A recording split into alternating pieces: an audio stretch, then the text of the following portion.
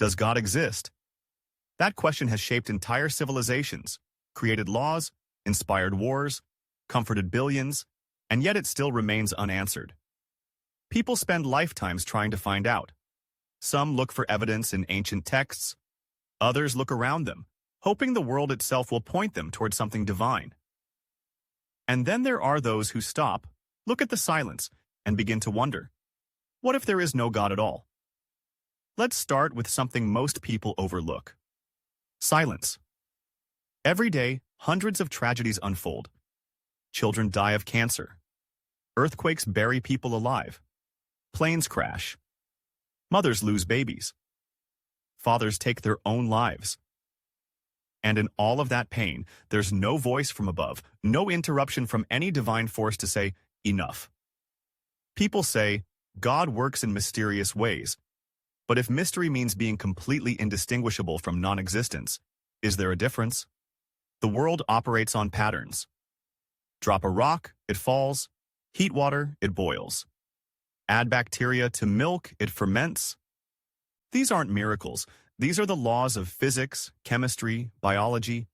No supernatural hand is required for these things to happen. And the more we understand those patterns, the less room there is for gods. Once upon a time, thunder was believed to be the voice of a god. Now, it's just a sound wave caused by a lightning bolt. Not because the gods went silent, but because we learned how to listen better.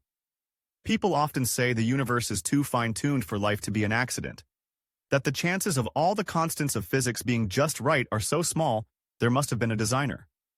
But that only works if you assume life is the goal. What if life isn't the goal? What if life is just what happens when chemistry gets complicated? The universe doesn't need to be perfect for life.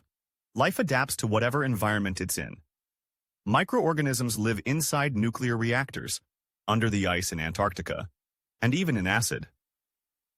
The universe didn't prepare itself for life. Life made itself fit into the universe. Then there's prayer. People pray every day, in hospitals, in war zones, in bedrooms where people cry quietly so others won't hear. They pray for health, peace, money, forgiveness, clarity. But statistically, prayer has no effect on outcomes. In controlled studies where people prayed for patients without them knowing, there was no change in recovery rates. That doesn't mean prayer is worthless. Sometimes it helps people feel calmer. But feeling calm isn't proof of anything. It's the same calm a child feels holding a stuffed toy at night. Comfort is real, but it doesn't make the toy alive.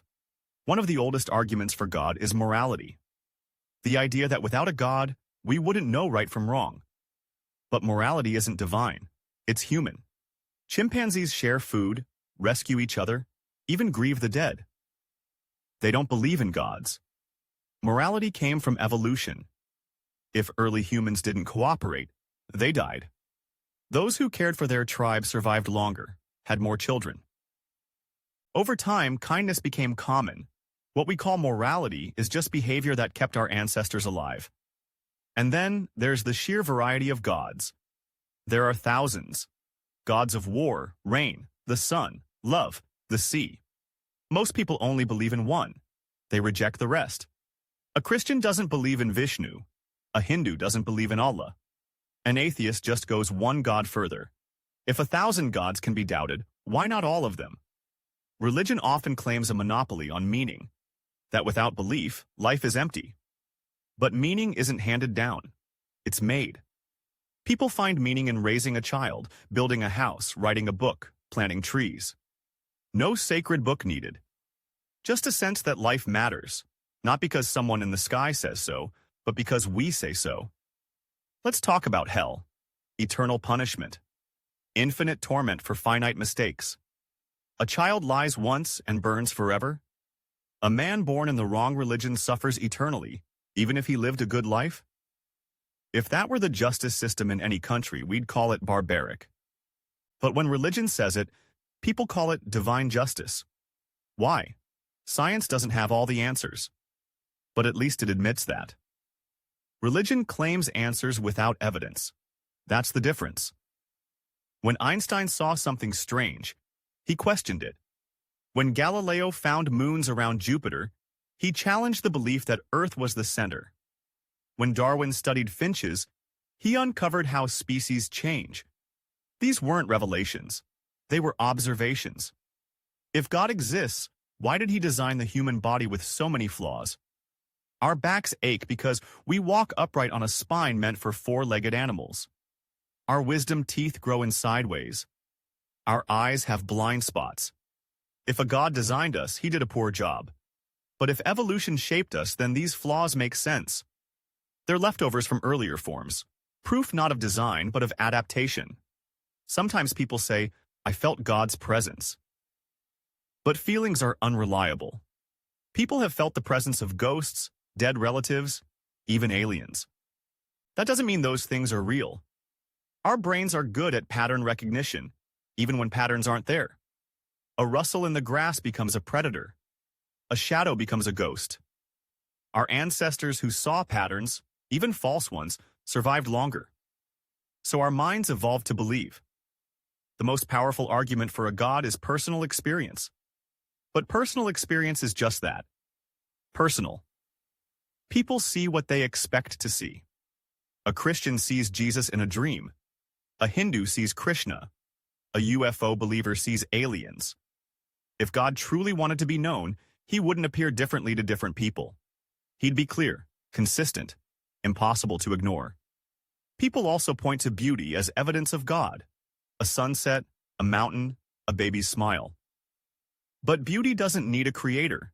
It's a side effect of brains that evolved to find patterns and color soothing. We find faces beautiful because symmetry often means health. We find sunsets beautiful because light filtered through particles creates pleasing colors. Beauty isn't proof, it's preference. And then there's death. The biggest fear, religion promises life after it. But that promise is based on no evidence, just stories. People fear that death means the end, but that doesn't make afterlife real. Believing something because it's comforting doesn't make it true. Reality doesn't owe us comfort. It only owes us the truth. In the end, the universe doesn't seem to care what we believe. It keeps expanding. Stars are born, stars die.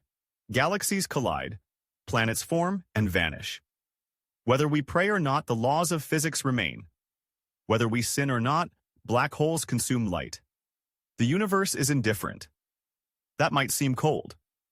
But it's also honest. There's a strange kind of freedom in that. If no God is watching, then what we do really matters. There's no reset button, no final judgment. Just now. This moment. Our choices. Our actions. Our kindness. Not because we're being watched, but because we choose to care. That kind of morality is real. And it's ours. So does God exist? If he does, he hides well. Too well. Like a locked door in a house with no walls. All signs point not to presence, but absence. Not to design, but randomness. Not to order, but chaos navigated by science. We may never have all the answers. But some questions are worth asking simply because they make us think harder. And if thinking harder leads us not to belief, but to understanding, then maybe that's the better path. Not because it's easy, but because it's honest. And that's something worth believing in.